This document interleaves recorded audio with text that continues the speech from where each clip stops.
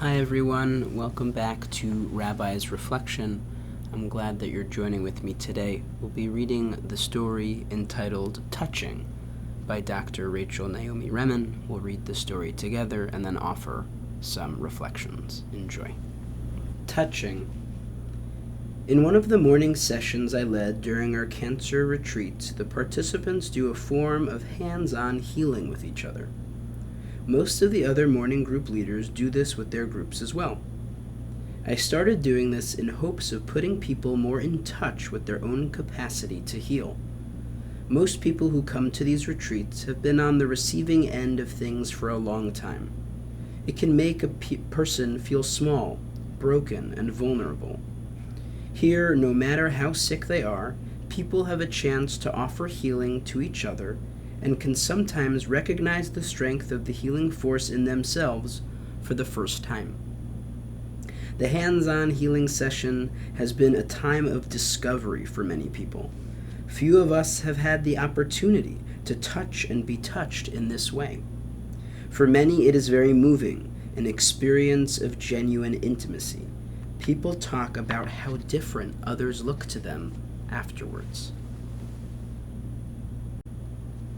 They often speak of their feelings of reverence for the life in the person they are partnered with, and are surprised by a sense of commitment to that life. Spontaneous images come up which have to do with the healing or the essential nature and wholeness of the person themselves. Many express a sense of gratitude for the opportunity to be together in this way. This is true whether people are religious or not, educated or not, young or old. It is true even when partners have not liked each other before they do this exercise together. As a matter of fact, that often changes after this sort of an experience. As powerful as these experiences are, they do not begin to approach what happens when this same exercise is done with a group of highly trained medical specialists. Having done this with more than 60 physicians in my institute's training programs at Commonweal, I have found that many of those trained to cure have a deep, innate recognition and understanding of the process of healing. In medicine, we are not trained to heal directly. For most physicians, touch is a source of information, a major strategy of diagnosis and sometimes of treatment. We are trained to connect hand and mind, yet after 15 minutes of explanation and discussion, groups of 8 physicians can step past a collective 150 years of such training and reclaim what seems for many of them to be a more familiar and genuine way of relating to the suffering of others. While it is a great privilege to do this with people with cancer, watching physicians heal each other is one of the most moving things I have witnessed anywhere. It sometimes seems to me as if they are recovering the very meaning of their work and their lives, freeing themselves from generations of distortion and myth to reclaim a deeply recognized integrity. Other physicians are usually as deeply affected by this experience as I am, and the insights they gain are often profound. Many are surprised by how natural it seems to them to sit with someone else in silence and touch them with healing intent. The most commonly made observation is that it feels like something remembered. Some say they have wanted to touch some of their patients in a healing way, but felt that it was not professional or that it would not be welcome.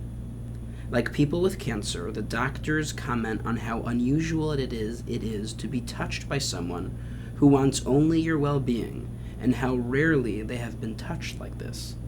They often comment that it would take only a simple inner shift to touch someone with healing intent in the very process of doing a routine physical exam.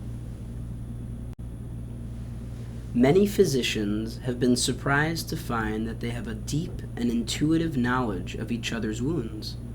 The peace experienced in just meeting with someone's pain without a pressure to fix it, is new for most of them.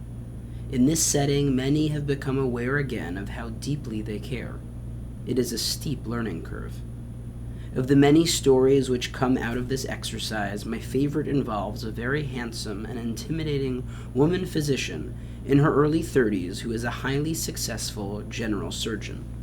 The brilliance of her mind and the strength of her will were unusual even for this group. In the discussions, hers was the voice which challenged opinions or questioned the logic of others' ideas. Often she was right, but the effect was to create a certain distance. I suspected that this sort of distance lay between herself and life in general. For the exercise, she found herself paired with a male oncologist. Afterwards, he described the experience this way. At first I thought I would just play it safe, but after Jane told me about the pain she usually has in her back, I decided to take a chance and tell her about my divorce, which was final last year. How hard it had become for me to trust women. She asked me where I felt this pain, and I couldn't actually say it, so I just touched my heart. She nodded. Then I lay down on the rug and closed my eyes, and she sat next to me for a little while without touching me. I remember thinking that she probably was not going to touch me, and suddenly I felt like crying. I was so surprised. I had not cried through this whole thing. But I didn't cry. Then Jane put the palm of her hand on my chest. I was really astonished by how warm her hand was, and how gently and tenderly she touched me. A little at a time, the warmth of her hand seemed to penetrate my chest and surround my heart. I had a sort of strange experience. For a while there, it seemed to me as if she was holding my heart in her hand, rather than just touching my chest. That's when I felt the strength in her hand, how rock steady she was, and in a funny way I could feel that she was really there for my pain, committed to being there, and suddenly I felt I was not alone. I was safe. That's when I started to cry. He turned to her and said, "I had no idea who you were. Your patients are lucky." Jane was close to tears herself. In a halting voice, she began to talk about all that she felt she had lost through her medical training. Her softness, her gentleness, her warmth, about how there was no approval for these things in the masculine world of medicine, and so in an effort to succeed as a physician, she had cut them off. The exercise had put her in touch with the pain of this. She had thought these parts of herself had been lost, and it meant a great deal to her to be seen and valued in this way. "The patients never tell you," she said. By this time it had become clear to every physician in the room that Jane was not just talking about herself or even about other women doctors. She was speaking for all physicians who have been trained to deny their wholeness in the mistaken belief that this would enable them to be of greatest service to others. She was talking about us all. This is a beautiful story that Dr. Remen shares with us today. It's about touching, and I think each of us knows at a core level how loving and how protective touching can be. I think I want to make just a kind of caveat at the beginning that we need to be aware of how to touch. We can know, and we're very much aware of, nowadays especially, the ways in which touch can be abused, and the way in which touch can be a veil for something that's can sadly be worse and malicious. But what I think Dr. Remen is teaching us here, what I know she's teaching us here, is about that safe trust, the safe touch, which is about trust, and how important that is for all of us in our lives. I think we've all felt that so acutely and aware of this over this past now close to year, when so many of us have been distanced and cut off from the touch of our loved ones, whether that's a dear loved one that we have, it's a loved ones that we haven't seen in such a long time, that we haven't been able to physically hold and touch. And while we might have technology and the ability to connect with one another and to see each other on screens and to hear each other's voices and to see each other's handwritings. There's something that's missing here. There's something that's missing when we don't have that physical touch with us.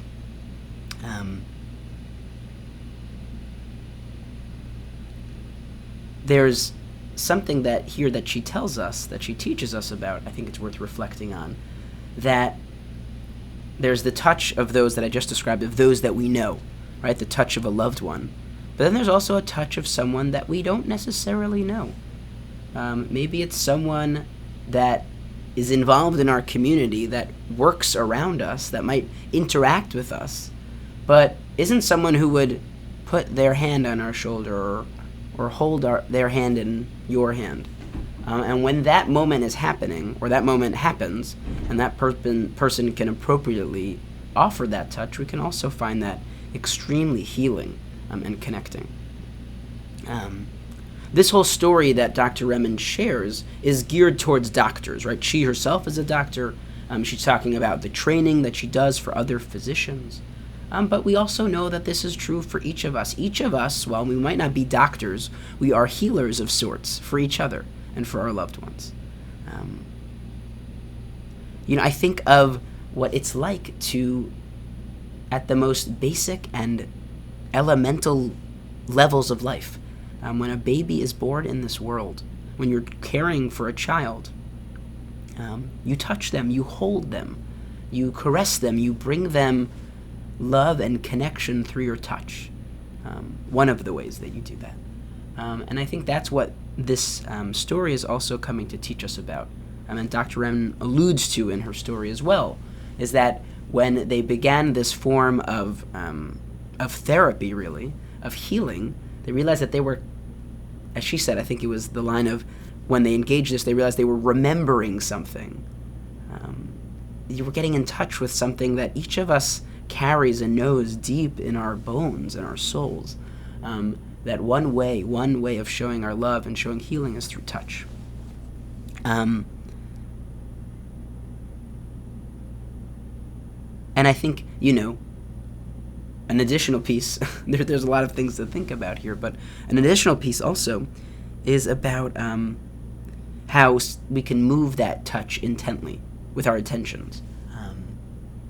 We might be used to or accustomed to touch in any manner of ways, whether it's a handshake or a pat on the back. But in order to, you can do those same types of hand gestures or contact or touch, but you can do it with intent.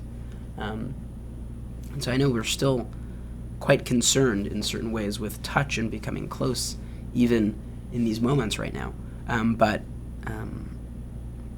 But we know that with simply just a shift in our perspective, we can offer that touch, and it can really be profound. And I guess the last thing that I would want to say, which I think is really just so beautiful and profound, is what the touch symbolizes, that Dr. Remen points out. It's about meeting pain without fixing.